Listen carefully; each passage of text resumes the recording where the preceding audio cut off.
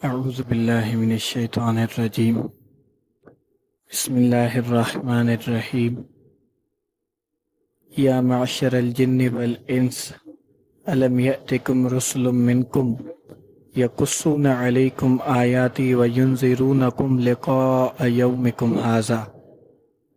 اے جنوں اور انسانوں کے گروہ، کیا نہیں آئے تمہارے پاس رسول تم میں سے جو بیان کرتے رہے تم پر میری آیتیں اور تمہیں ڈراتے رہے تمہارے اس دن کی ملاقات سے؟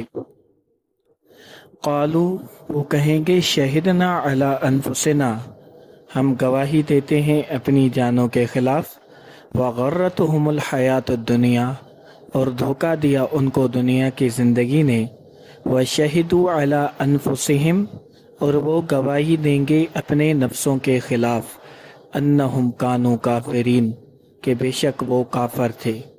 ذالک ان لم یکن ربک، یہ اس لیے نہیں ہے کہ تیرا رب مہلک القری، ہلاک کرنے والا بستیوں کو، بظلم، ظلم کے ساتھ، واہلھا غافلون، اور وہاں کے رہنے والے غافل ہوں، ولکل درجات، اور ہر ایک کے لیے درجے ہیں، مما عملوا، اس سے جو انہوں نے عمل کیے، وما ربک بغافل عما یعملون، اور نہیں ہے تیرا رب غافل ان کاموں سے جو وہ کرتے ہیں، وربک الغنی، اور تیرا رب بے پرواہ ہے، ذو الرحمہ، اور رحمت والا ہے، ان یشاء یذہبکم، اگر وہ چاہے تو تمہیں فنا کر دے، ویستخلف من بعدکم، اور جانشین بنا دے تمہارے بعد، ما یشاء، جس کو وہ چاہے، کما انشأکم، جیسا کہ اس نے پیدا کیا تمہیں، من ذریت قوم آخرین، دوسری قوم کی اولاد سے، انما توعدون لآت، بے شک وہ چیز جس کا وعدہ تمہارے ساتھ کیا جا رہا ہے البتہ وہ آنے والی ہے، وما انتم بمعجزین، اور نہیں ہو تم عاجز کرنے والے، کل، آپ صلی اللہ علیہ وسلم کہہ دیں، یا قوم، اے میری قوم، اعملوا علی مکانتکم، عمل کرو تم اپنے طریقے پر، انی عامل، بے شک میں بھی عمل کرنے والا ہوں، فسوف تعلمون، پس ان قریب تم جان لوگے، من تکون لہ عاقبۃ الدار، اس کو جس کے لیے آخرت کا گھر ہے، انہ، بے شک شان یہ ہے، لا یفلح الظالمون، فلاح نہیں پاتے ظلم کرنے والے۔ اس سے پہلے درس میں آپ نے پڑھا کہ جس دن اللہ تعالیٰ سب کو جمع کر کے جنات سے پوچھیں گے کہ تم نے بہت سے انسانوں کو اپنے ساتھ ملا لیا، اور اس بات کو جنات بھی تسلیم کریں گے اور انسان بھی تسلیم کریں گے کہ واقعی ایسا ہوا۔ اسی سلسلے میں اللہ تعالیٰ نے انسانوں اور جنوں کو خطاب کر کے فرمایا، اور یعنی قیامت کے دن فرمائیں گے کہ یا معشر الجن والانس، اے جنوں اور انسانوں کے گروہ، الم یأتکم رسل منکم، کیا تمہارے پاس تم میں سے رسول نہیں آئے، یقصون علیکم آیاتی، جو تم پر میری آیتیں بیان کرتے تھے، وینذرونکم لقاء یومکم ھذا، اور تمہیں ڈراتے رہے تمہارے اس دن کی ملاقات سے۔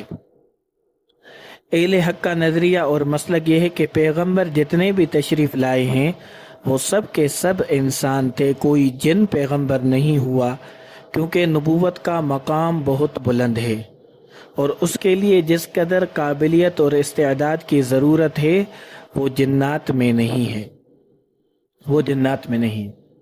باقی بعض علماء کرام یہ فرماتے ہیں کہ جنوں میں کچھ رسول آئے لیکن وہ بات کمزور ہے، اور کچھ علماء کرام یہ فرماتے ہیں کہ رسول تو نہیں لیکن رسول کے قاصد ان کی طرف آتے تھے، تو بعض مفسرین کی یہ رائے ہے۔ تو بات یہ تھی کہ باقی جنوں میں پیغمبر، یہ بات تھوڑی بعید ہے، اور اکثر مفسرین کرام کی رائے یہ ہے کہ جنوں میں پیغمبر رسول نہیں آئے، جو رسول انسانوں کی طرف آتے تھے وہی جنوں کے رسول بھی ہوتے تھے۔ ہاں باقی جنات شریعت کے پابند اور مکلف ضرور ہیں، ان کے لیے ایمان ہے، نمازیں ہیں، روزے ہیں، حج اور زکوٰۃ ہے۔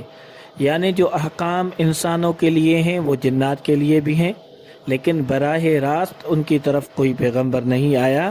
جس زمانے میں انسانوں میں سے پیغمبر آتا اس زمانے کے جنات اس کی نبوت کے تابع ہوتے تھے۔ حضرت صلی اللہ علیہ وسلم کی بعثت تمام انسانوں اور تمام جنوں کے لیے ہے۔ باقی انبیاء کرام قومی اور علاقائی پیغمبر ہوتے تھے۔ یہی وجہ ہے کہ انہوں نے خطاب کرتے ہوئے فرمایا کہ اے میری قوم یا قومی۔ یہی وجہ ہے کہ انہوں نے اکثر خطاب میں یہی فرماتے تھے، اے میری قوم، اے میری قوم۔ اور اس علاقے کے جو جنات ہوتے تھے وہ اس نبی کے تابع ہوتے تھے۔ اور آپ صلی اللہ علیہ وسلم کی خصوصیت ہے کہ آپ نے فرمایا یا ایھا الناس انی رسول اللہ الیکم جمیعا، اے انسانوں میں تم سب کی طرف خدا کا بھیجا ہوا ہوں۔ اور فرمایا بعثت الی الاسود والاحمر والی الجن والانس، میں بھیجا گیا ہوں سرخ اور کالے کی طرف اور تمام انسانوں اور جنوں کی طرف۔ جس دن سے آپ صلی اللہ علیہ وسلم کو نبوت ملی اس دن سے لے کر اسرافیل علیہ السلام کے بغل پھونکنے تک، مشرق سے لے کر مغرب تک اور شمال سے لے کر جنوب تک تمام انسان اور تمام جنات آپ کی شریعت کے پابند اور مکلف ہیں۔ تو اللہ تعالیٰ قیامت والے دن جنوں اور انسانوں سے پوچھیں گے کہ تمہارے پاس میرے پیغمبر نہیں آئے تھے اور انہوں نے میری آیتیں تمہیں نہیں سنائی تھی اور اس دن سے تمہیں نہیں ڈرایا تھا؟ قالو، تو جنات اور انسان کہیں گے شہدنا علی انفسنا، ہم گواہی دیتے ہیں اپنی جانوں کے خلاف کہ واقعی ہمارے پاس پیغمبر آئے، انہوں نے ہمیں سمجھایا، تبلیغ کی، مگر ہم نے ان کی باتوں پر دھیان نہیں دیا۔ نہ ماننے کی وجہ وغرتہم الحیات الدنیا، کہ ان کو دنیا کی زندگی نے دھوکہ دیا۔ دنیا کی محبت کی وجہ سے انہوں نے آخرت سے غفلت برتی اور انہوں نے اپنی آخرت بگاڑ لی۔ حدیث پاک میں آتا ہے کہ اگر کسی آدمی کی نیکی اور بدی معلوم کرنی ہو کہ یہ نیک ہے یا برا، فلینظر من یخالل، تو دیکھو وہ کیسے آدمیوں میں اٹھتا بیٹھتا ہے۔ سوسائٹی پر نگاہ ڈالو، فإن المرء علی دین خلیلہ، کیونکہ آدمی اپنے دوست کے دین پر ہوتا ہے، جو اس کے ساتھیوں کا نظریہ ہوگا وہ اس کا ہوگا۔ اور یاد رکھنا، نیکی کا اثر آہستہ آہستہ اور بدی کا اثر بہت تیزی سے ہوتا ہے۔ سمجھدار لوگ کہتے ہیں کہ نیکی کی رفتار چونٹی کی طرح اور بدی کی رفتار گھوڑے کی طرح ہے۔ ظاہر ہے کہ دونوں کی رفتار برابر تو نہیں ہو سکتی۔ وَشَهِدُوا عَلَىٰ أَنفُسِهِمْ، اور وہ گواہی دیں گے اپنے نفسوں کے خلاف، أَنَّهُمْ كَانُوا كَافِرِينَ، کہ بے شک وہ کافر تھے۔ ذَلِكَ أَن لَّمْ يَكُن رَّبُّكَ، یہ پیغمبر کیوں بھیجے گئے؟ اس لیے بھیجے گئے نہیں ہے تیرا رب مہلک القریٰ، بستیوں کو ہلاک کرنے والا بظلم، ظلم کے ساتھ، وَأَهْلُهَا غَافِلُونَ، اور وہاں کے رہنے والے غافل ہوں۔ جب تک اللہ تعالیٰ پیغمبر بھیج کر ان کو اپنی خوشی اور ناراضگی سے آگاہ نہ کرے۔ اور 15ویں پارے میں ہے کہ وَمَا كُنَّا مُعَذِّبِينَ حَتَّىٰ نَبْعَثَ رَسُولًا، اور ہم کسی کو سزا نہیں دیتے جب تک پیغمبر نہ بھیجے اور اتمام حجت نہ ہو جائے۔ لِأَلَّا يَكُونَ لِلنَّاسِ عَلَى اللَّهِ حُجَّةٌ بَعْدَ الرُّسُلِ، تاکہ پیغمبروں کے تشریف لانے کے بعد لوگ بہانہ نہ بنا سکے کہ ہمیں معلوم نہیں تھا کہ کون سا قائم جائز اور کون سا ناجائز ہے، حلال کیا ہے حرام کیا ہے، تو بے خبری میں مارے گئے یہ نہیں کہہ سکیں گے۔ پھر کیسی حکمت خداوندی ہے؟ فرمایا وَمَا أَرْسَلْنَا مِن رَّسُولٍ إِلَّا بِلِسَانِ قَوْمِهِ، نہیں بھیجا ہم نے کوئی رسول مگر اس قوم کی زبان میں، تاکہ یہ بھی نہ کہہ سکے کہ پیغمبروں کی بولی اور تھی ہماری اور تھی، ہم ان کی بات ہی سمجھ نہیں سکے۔ اللہ تعالیٰ نے حجت پوری کی اور ان کی قومی زبان میں پیغمبر بھیجا، اور پیغمبروں نے تبلیغ میں کوئی کسر نہیں چھوڑی اور عرصہ دراز تک لوگوں کو سمجھاتے رہے، تبلیغ کرتے رہے۔ حضرت نوح علیہ السلام نے 950 سال تک تبلیغ کی، بعضوں نے 100 سال تک تبلیغ کی، اور ایسے پیغمبر بھی گزرے ہیں کہ انہوں نے 50 سال 60 سال تبلیغ کی مگر ایک آدمی بھی ایمان نہ لایا۔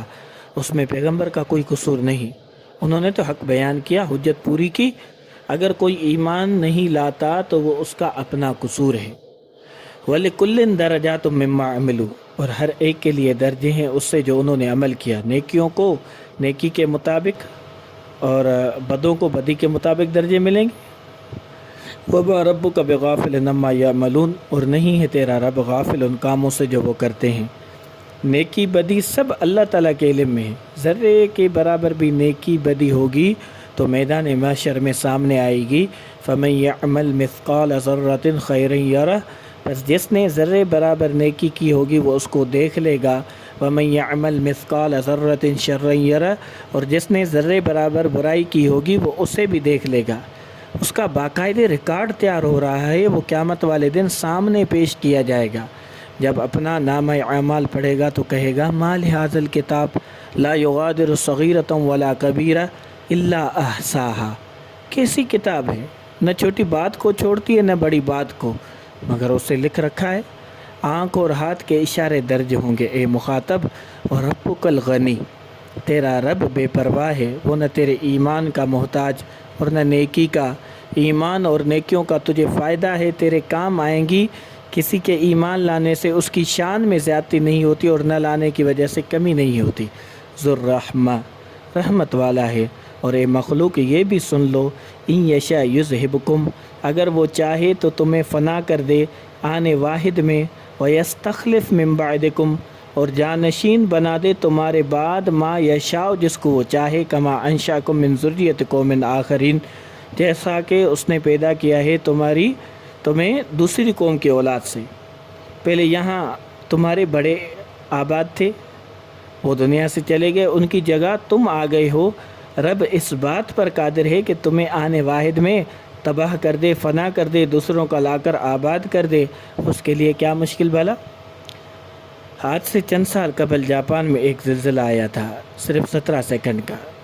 اس سے اتنی تباہی ہوئی تھی کہ جاپانیوں نے کہا تھا کہ اس 17 سیکنڈ کے زلزلے سے اتنا نقصان ہوا ہے کہ حکومت جاپان اس کو 50 سال میں پورا نہیں کر سکتی۔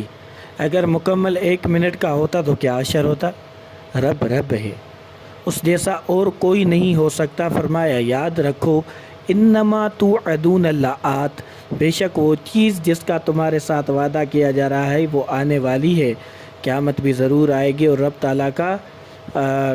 تعالیٰ کی نافرمانی کے بعد بھی ضرور آئے گی۔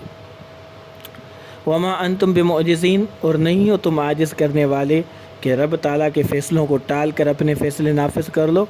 کل، آپ صلی اللہ علیہ وسلم کہہ دیں یا قوم، اے میری قوم، اعملوا علی مکانتکم، عمل کرو تم اپنے طریقے پر، انی عامل، بے شک میں بھی عمل کرنے والا ہوں، فسوف تعلمون، پس ان قریب تم جان لوگے، من، اس کو تکون لہو عاقبۃ الدار، جس کے لیے آخرت کا گھر ہے۔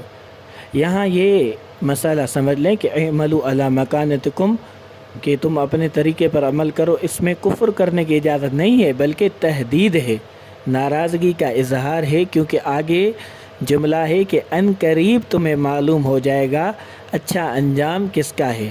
پیغمبروں کی تعلیم میں تشدد نہیں تھا، اس لیے تمام پیغمبر تعلیمی سلسلے میں کامیاب ہو گئے۔ یہ الگ بات ہے کہ ظالموں نے ان کی نرمی سے غلط فائدہ اٹھاتے ہوئے کتنے پیغمبروں کو شہید کر دیا۔ فرمایا یاد رکھو انہو لا یفلح الظالمون، بے شک شان یہ ہے کہ جو ظالم مشرک ہیں وہ فلاح نہیں پا سکتے، ان کو دنیا میں بھی ضرور سزا ملے گی اور آخرت میں بھی۔